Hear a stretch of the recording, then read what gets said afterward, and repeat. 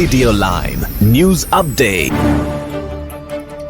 നമസ്കാരം, lime news അപ്ഡേറ്റിലേക്ക് സ്വാഗതം. വാർത്തകളുമായി അരുൺ. ഏപ്രിൽ മുതലുള്ള മിനിമം വേജ് വർധന. സമ്മറിലെ സീസണൽ ജോലികൾ മൂന്നിലൊന്നായി കുടിയേറ്റക്കാർക്ക് തിരിച്ചടി.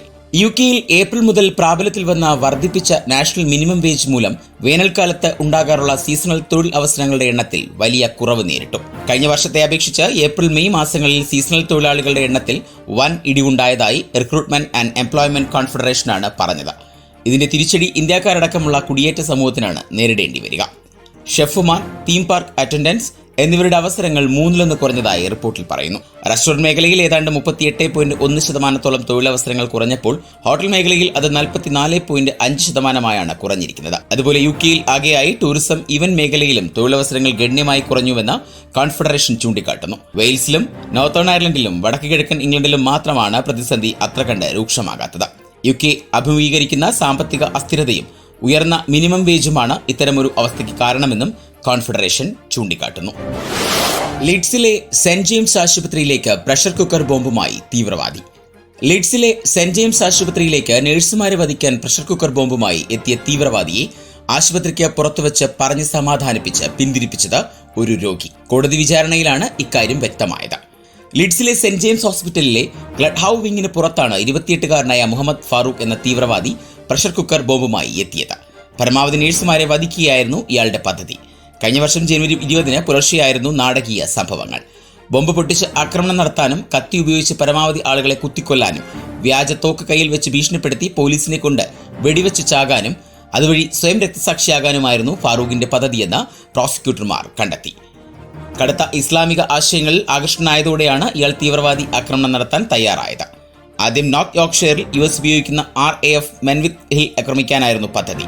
പിന്നീടാണ് സെന്റ് ജെയിംസ് ഹോസ്പിറ്റൽ ആക്രമിക്കാൻ പദ്ധതി മാറ്റിയത്. ഇവിടെ ക്ലിനിക്കൽ സപ്പോർട്ട് വർക്കറായി ജോലി ചെയ്യുകയായിരുന്നു ഇയാൾ. തന്റെ മുൻ സഹജീവനക്കാരോടുള്ള പരാതികളാണ് ആശുപത്രിയെ ലക്ഷ്യമാക്കി മാറ്റാൻ ഫാറൂഖിനെ പ്രേരിപ്പിച്ച മറ്റൊരു ഘടകം. എന്നാൽ ബോംബ് ഭീഷണി ഒരു ഓഫ് ഡ്യൂട്ടി നഴ്സിന്റെ ഫോണിലേക്ക് അയച്ചെങ്കിലും 1 മണിക്കൂറിന് ശേഷമാണ് ഈ സന്ദേശം ഇവർ കാണുന്നത്. ആളുകളെ ഒഴിപ്പിച്ച് കാർ പാർക്കിലെത്തുമ്പോൾ ഇവിടെ ബോംബുമായി കാത്തുനിന്ന് പൊട്ടിക്കാനായിരുന്നു പദ്ധതി. കൂടാതെ പ്രതീക്ഷിച്ച പോലെ സമ്പൂർണ്ണ ഒഴിപ്പിക്കൽ നടന്നതുമില്ല. ഇതോടെ പദ്ധതി മാറ്റി ഹോസ്പിറ്റൽ കഫേയിൽ സ്റ്റാഫ് ഷിഫ്റ്റ് മാറ്റത്തിനായി കാത്തിരിക്കാൻ ഇയാൾ തീരുമാനിക്കുകയായിരുന്നു. പരമാവധി നഴ്സുമാരെ കൊല്ലുകയായിരുന്നു ലക്ഷ്യം. എന്നാൽ നതാൻ ന്യൂബി എന്ന രോഗി ഇയാളെ ശ്രദ്ധിക്കുകയും സംസാരിക്കുകയുമായിരുന്നു. ഇതോടെ ന്യൂബിയോട് ഫാറൂഖ് ഉദ്ദേശം പറയുകയും സമാധാനിപ്പിച്ചു നിർത്തുകയുമായിരുന്നു. പിന്നീടാണ് പോലീസ് എത്തി ഇദ്ദേഹത്തെ അറസ്റ്റ് ചെയ്തത്. ലേബറിന്റെ വേതനം കൂട്ടൽ പദ്ധതി പണപ്പെരുപ്പത്തിനും തൊഴിലില്ലായ്മയ്ക്കും ഇടയാക്കുമെന്ന് HSBC. തെരഞ്ഞെടുപ്പ് പ്രകടന പത്രികയിൽ ഉൾപ്പെടുത്തി ലേബർ പാർട്ടി വാഗ്ദാനം നൽകിയിരിക്കുന്ന റിയൽ ലിവിംഗ് വേജ് വർധനവ് പണപ്പെരുപ്പത്തിനും തൊഴിലില്ലായ്മയ്ക്കും ഇടയാക്കുമെന്ന് പ്രമുഖ ബാങ്കായ HSBC. തൊഴിൽ ക്ഷാമത്തോടൊപ്പം മോർഗേജ് നിരക്കുകൾ കുത്തനെ ഉയരുന്ന അവസ്ഥയും ഇതുമൂലമുണ്ടാകുമെന്നും റിപ്പോർട്ടിലുണ്ട്. ബാങ്കിലെ സാമ്പത്തിക വിദഗ്ധർ നൽകിയ മുന്നറിയിപ്പിൽ കീർ സ്റ്റാർമർ ഏറ്റവും പ്രാധാന്യം നൽകി എടുത്തു കാണിക്കുന്ന ഈ നയം പണപ്പെരുപ്പത്തിനും കാരണമായേക്കും എന്നും പറയുന്നു. എന്നാൽ ഡെയിലി എക്സ്പ്രസ് സംഘടിപ്പിച്ച ലൈവ് മാധ്യമ സമ്മേളനത്തിൽ ഇത് സംബന്ധിച്ച ചോദ്യമുയർന്നപ്പോൾ ലേബർ പാർട്ടി പ്രതിനിധി വ്യക്തമായ ഒരു മറുപടി നൽകിയില്ല എന്നതും ശ്രദ്ധേയമായി. ലേബർ പാർട്ടിയുടെ ഷാഡോ പേമാസ്റ്റർ ജനറൽ ജൊനാഥൻ ആഷ്വർത്ത് ആ ചോദ്യം അവഗണിക്കാനായിരുന്നു ആദ്യം ശ്രമിച്ചത്. അധികാരത്തിലേറി ആദ്യ 100 ദിവസങ്ങൾക്കുള്ളിൽ തന്നെ തൊഴിലാളികൾക്കുള്ള ഈ പുതിയ വേതന വർധനവ് നടപ്പിലാക്കുമെന്ന ലേബർ പാർട്ടിയുടെ വാഗ്ദാനമാണ് HSBCയെ ഇത്തരത്തിലൊരു മുന്നറിയിപ്പിന് പ്രേരിപ്പിച്ചത്. യുകെയിലെ ഡ്രൈവിംഗ് ടെസ്റ്റുകൾ കാത്തിരിപ്പ് 5 മാസത്തിലധികം നീളുന്നു. യുകെയിലെ ഡ്രൈവിംഗ് ടെസ്റ്റുകൾ നടത്താൻ വലിയ കാലതാമസം. ഇതുമൂലം മലയാളികളടക്കം പ്രതിസന്ധി നേരിടുകയാണ്. പലരും ഡ്രൈവിംഗ് ലൈസൻസ് ലഭിക്കാനുള്ള പരീക്ഷകൾക്കായി 5 മാസത്തിലധികം കാത്തിരിക്കേണ്ടി വരുന്നതായുള്ള വിവരങ്ങളാണ് പുറത്തു വന്നിരിക്കുന്നത്. നേരത്തെ കോവിഡ് മഹാമാരിയുടെ സമയത്ത് ഡ്രൈവിംഗ് ലൈസൻസ് നൽകാനുള്ള പരീക്ഷകളുടെ സമയം ഇതുപോലെ താളം തെറ്റിയിരുന്നു. ലോക്ക്ഡൌൺ കാലത്ത് ആരംഭിച്ച ബാക്ക്ലോഗ് ഇതുവരെ ശരിയായില്ല എന്നാണ് പുറത്തുവരുന്ന വിവരങ്ങൾ സൂചിപ്പിക്കുന്നത്. നിലവിലെ ഡ്രൈവിംഗ് ലൈസൻസ് ലഭിക്കാനുള്ള കാത്തിരിപ്പ് സമയം കോവിഡിന് മുമ്പുള്ളതിനേക്കാൾ കൂടുതലാണെന്നാണ് റിപ്പോർട്ടുകൾ. ഡ്രൈവർ വെഹിക്കിൾ സ്റ്റാൻഡേർഡ് ഏജൻസി വിവരാവകാശ നിയമപ്രകാരം നൽകിയിരിക്കുന്ന മറുപടിയിലാണ് ഈ വിവരങ്ങൾ അടങ്ങിയിരിക്കുന്നത്. ഈ വർഷം ഫെബ്രുവരിയിൽ ഡ്രൈവിംഗ് ടെസ്റ്റ് നടത്താനുള്ള ഒരു ഡേറ്റിനായി ആഗ്രഹിക്കുന്നവർക്ക് ശരാശരി 14.8 ആഴ്ച വരെയാണ് കാത്തിരിക്കേണ്ടി വരിക. എന്നാൽ മെയ് മാസത്തിൽ ഇത് 17.8 ആഴ്ചകളായി ഉയർന്നു. 2 മാസം കൊണ്ട് കാത്തിരിപ്പ് സമയത്തിൽ 20% വർധനവാണ് വന്നിരിക്കുന്നത്. ഇനി നാട്ടിലെ വാർത്തകൾ. മണിപ്പൂരിൽ കർശന നടപടിക്കൊരുങ്ങി കേന്ദ്ര സർക്കാർ. ആദ്യം ചർച്ച, പിന്നെ കേന്ദ്രസേനയെന്ന തീരുമാനം. മണിപ്പൂർ വിഷയത്തിൽ കർശന നടപടികൾ സ്വീകരിക്കാൻ ഒരുങ്ങുകയാണ് കേന്ദ്ര സർക്കാർ. തിങ്കളാഴ്ച ന്യൂഡൽഹിയിൽ കേന്ദ്ര ആഭ്യന്തരമന്ത്രി അമിത്ഷായുടെ നേതൃത്വത്തിൽ മണിപ്പൂരിലെ സുരക്ഷയുമായി ബന്ധപ്പെട്ട് പ്രത്യേക അവലോകന യോഗം നടത്തി. മണിപ്പൂർ ഗവർണറിൽ നിന്നും റിപ്പോർട്ടുകൾ തേടിയ ശേഷം ആയിരുന്നു മുതിർന്ന സൈനിക ഉദ്യോഗസ്ഥർ അടക്കമുള്ളവരുമായി അമിത്ഷാ ചർച്ച നടത്തിയത്. ലോക്സഭാ തെരഞ്ഞെടുപ്പിൽ BJPക്കുണ്ടായ തിരിച്ചടിക്ക് പിന്നാലെ മാതൃസംഘടനയായ രാഷ്ട്രീയ സ്വയംസേവക സംഘത്തിൽ നിന്നും മണിപ്പൂർ വിഷയത്തിൽ കൃത്യമായ ഇടപെടൽ ഉണ്ടാവണം എന്നുള്ള നിർദ്ദേശം ഉണ്ടായിരുന്നു. മണിപ്പൂരിന് വീണ്ടും പഴയ രീതിയിലുള്ള തോക്ക് സംസ്കാരത്തിലേക്ക് വിടരുതെന്നും സമാധാനം പുനഃസ്ഥാപിക്കണമെന്നും RSS സർസംഘചാലക് മോഹൻ ഭാഗവത് ആവശ്യപ്പെട്ടിരുന്നു. ഇതിന് പിന്നാലെയാണ് ഇപ്പോൾ കേന്ദ്ര സർക്കാർ മണിപ്പൂരിൽ കർശന നടപടികൾ സ്വീകരിക്കാനായി തയ്യാറെടുക്കുന്നത്. 92.6 ദശലക്ഷത്തോളം ഗുണഭോക്താക്കൾ, 20,000 കോടി രൂപ PM കിസാൻ സമ്മാൻ നിധിയുടെ 17ാം ഗഡുവിന്റെ വിതരണം ഇന്ന്. പ്രധാനമന്ത്രി കിസാൻ സമ്മാൻ നിധിയുടെ 17ാം ഗഡുവിന്റെ വിതരണം ഇന്ന്. വാരണാസി സന്ദർശനത്തിനിടെ പ്രധാനമന്ത്രിയാണ് ഗഡു വിതരണം ചെയ്യുക. 92.6 ദശലക്ഷത്തിലധികം ഗുണഭോക്താക്കളാണ് PM കിസാൻ സമ്മാൻ നിധിക്കുള്ളത്. 20,000 കോടി രൂപയിലധികം തുക ഈ ഇനത്തിൽ ജനങ്ങളിലേക്ക് നേരിട്ടെത്തും. തുടർന്ന് കിസാൻ സമ്മേളനത്തെ അഭിസംബോധന ചെയ്യും. കൃഷി സഖികളായി പരിശീലനം നേടിയ 30,000-ലധികം സ്വയം സഹായ സംഘങ്ങൾക്ക് പാരാ എക്സ്റ്റൻഷൻ വർക്കർമാരായി സേവനമനുഷ്ഠിക്കുന്നതിനുള്ള സർട്ടിഫിക്കറ്റ് വിതരണവും ചടങ്ങിൽ നടക്കും. വാരണാസിയിൽ നടക്കുന്ന ചടങ്ങിൽ ഉത്തർപ്രദേശ് ഗവർണർ ആനന്ദിബെൻ പട്ടേൽ, മുഖ്യമന്ത്രി യോഗി ആദിത്യനാഥ്, കേന്ദ്ര കൃഷിമന്ത്രി ശിവരാജ് സിംഗ് ചൌഹാൻ, മറ്റ് നേതാക്കളും പങ്കെടുക്കും. സിഗ്നൽ തെറ്റിച്ച് ഇടിച്ചു കയറിയത് ഗുഡ്സ് ട്രെയിൻ. ലോക്കോ പൈലറ്റ് അടക്കം 15 മരണം, 60ഓളം പേർക്ക് പരിക്ക്. കാഞ്ചൻജംഗ എക്സ്പ്രസിൽ ചരക്ക് തീവണ്ടി ഇടിച്ചുണ്ടായ അപകടത്തിൽ മരണസംഖ്യ 15ആയി ഉയർന്നു.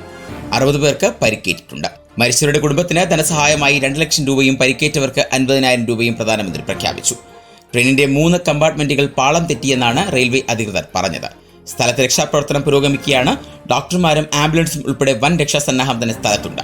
പരിക്കേറ്റവരെ അടുത്തുള്ള ആശുപത്രിയിലേക്ക് മാറ്റിയിരുന്നു. അപകടത്തിൽ സിഗ്നൽ തെറ്റിച്ച് വന്ന ചരക്ക് ട്രെയിനിന്റെ ലോക്കോ പൈലറ്റും കാഞ്ചൻജംഗ എക്സ്പ്രസിന്റെ ഗാർഡും മരിച്ചു. അഗർത്തല സീൽദാർ റൂട്ടിലുള്ള എല്ലാ റെയിൽവേ സ്റ്റേഷനുകളിലും ഹെൽപ്പ് ഡെസ്കുകൾ സ്ഥാപിച്ചതായി റെയിൽവേ ബോർഡ് ചെയർമാനും സിഇഒയുമായ ജയവർമ്മ സിൻഹ പറഞ്ഞു. രക്ഷാപ്രവർത്തനം പൂർത്തിയായെന്നും അദ്ദേഹം അഭിപ്രായപ്പെട്ടു. പരിക്കേറ്റ എല്ലാവരുടെയും ചികിത്സാ ചെലവ് സംസ്ഥാന സർക്കാർ ഏറ്റെടുക്കും. വയനാട്ടിൽ പ്രിയങ്ക ഗാന്ധി വേഴ്സസ് ബിനോയ് വിശ്വം പോരാട്ടം. വയനാട്ടിലേക്ക് ആദ്യമായി മത്സരിക്കാനെത്തുന്ന കോൺഗ്രസ് ജനറൽ സെക്രട്ടറി പ്രിയങ്ക ഗാന്ധിക്കെതിരെ മത്സരിക്കുമെന്ന് CPI സംസ്ഥാന സെക്രട്ടറി ബിനോയ് വിശ്വം.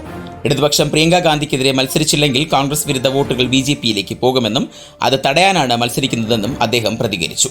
പ്രിയങ്കയുടെ സ്ഥാനാർത്ഥിത്വം കേന്ദ്ര നേതൃത്വം പ്രഖ്യാപിച്ചതിന് പിന്നാലെയാണ് ഈ തീരുമാനം. ഇനി സ്പോർട്സ് വാർത്തകൾ. Euro cup. റൊണാൾഡോയും പോർച്ചുഗലും ഇന്നിറങ്ങുന്നു. യൂറോ കപ്പിൽ ഇന്ന് റൊണാൾഡോയും പോർച്ചുഗലും ഇറങ്ങും. ഇന്ന് ചെക്ക് റിപ്പബ്ലിക്കിനെ ആണ് പോർച്ചുഗൽ ഗ്രൂപ്പ് ഘട്ടത്തിലെ ആദ്യ മത്സരത്തിൽ നേരിടുക. അവസാന യൂറോ കപ്പിലെ നിരാശ മാറ്റുകയാകും ഇത്തവണ പോർച്ചുഗലിന്റെ ലക്ഷ്യം. റോബർട്ടോ മാർട്ടിനസ് ആണ് ഇത്തവണ പോർച്ചുഗലിന്റെ കോച്ച്. മാർട്ടിനസ് വന്ന ശേഷം പോർച്ചുഗലിന്റെ പ്രകടനങ്ങൾ മെച്ചപ്പെട്ടിട്ടുമുണ്ട്. കഴിഞ്ഞ ലോകകപ്പിൽ റൊണാൾഡോയെ ബെഞ്ചിലിരുത്തിയതും അതിനു പിറകെ ഉണ്ടായ മോശം ഫലങ്ങളും അവരുടെ മുൻ പരിശീലകൻ ഫെർണാണ്ടോ സാന്റോസ് പുറത്താകാൻ കാരണമായിരുന്നു. മാർട്ടിനസ് റൊണാൾഡോയെ തന്നെയാണ് സ്ട്രൈക്കറായി കണക്കാക്കുന്നത്. റൊണാൾഡോ മാർട്ടിനസിന് കീഴിൽ ഇതുവരെ നല്ല പ്രകടനങ്ങളാണ് നടത്തിയിട്ടുള്ളത്. ഫ്രാൻസിനെ സെൽഫ് ഗോൾ രക്ഷിച്ചു. ഫ്രഞ്ച് താരങ്ങളെ പൂട്ടി കയ്യടി നേടി ഓസ്ട്രിയൻ നിര. യൂറോ കപ്പിൽ ഗ്രൂപ്പ് ഡിയിലെ തങ്ങളുടെ ആദ്യ മത്സരത്തിൽ ഓസ്ട്രിയക്കെതിരെ സെൽഫ് ഗോളിൽ രക്ഷപ്പെട്ട് ലോകകപ്പ് റണ്ണറപ്പുകളായ ഫ്രാൻസ്. കിലിയൻ എംബാപ്പയും ആന്റോയിൻ ഗ്രീസ്മാനും ഒസ്മാൻ ഡെംബലെയുമെല്ലാം അടങ്ങിയ ഫ്രഞ്ച് നിരക്കെതിരെ മികച്ച കളി പുറത്തെടുത്ത ഓസ്ട്രിയ ഒടുവിൽ മറുപടിയില്ലാത്ത ഒരു ഗോളിന് കീഴടങ്ങുകയായിരുന്നു. 38-ാം മിനിറ്റിൽ ഓസ്ട്രിയൻ ഡിഫൻഡർ മാക്സിമിലിയൻ വോബറിന്റെ സെൽഫ് ഗോളാണ് മത്സരത്തിന്റെ വിധി നിർണയിച്ചത്. ബോക്സിന്റെ വലതുഭാഗത്ത് നിന്ന് ഡ്രിബിൾ ചെയ്ത് മുന്നേറിയ എംബാപ്പയുടെ ഷോട്ട് ഹെഡറിലൂടെ ക്ലിയർ ചെയ്യാനുള്ള ഓസ്ട്രിയൻ സെന്റർ ബാക്കിന്റെ ശ്രമത്തിനിടെ പന്ത് വലയിൽ കയറുകയായിരുന്നു. ഇനി ഇന്നത്തെ പൗണ്ട് വിനിമയ നിരക്ക് 105.96 ഇന്ത്യൻ രൂപയാണ് ഇന്നത്തെ പൗണ്ട് വിനിമയ നിരക്ക്. ഇതോടെ ഇന്നത്തെ വാർത്താ ബുള്ളറ്റിൻ പൂർണ്ണമാകുന്നു. അടുത്ത ബുള്ളറ്റിനുമായി വരും മണിക്കൂറുകളിൽ കേട്ടുമുട്ടാം. നന്ദി, നമസ്കാരം. കൂടുതൽ വാർത്തകൾക്കും വിശേഷങ്ങൾക്കുമായി റേഡിയോ ലൈം ആപ്പ് ഡൗൺലോഡ് ചെയ്യൂ. പ്ലേ സ്റ്റോറിൽ നിന്നും ആപ്പ് സ്റ്റോറിൽ നിന്നും. Radio Lime.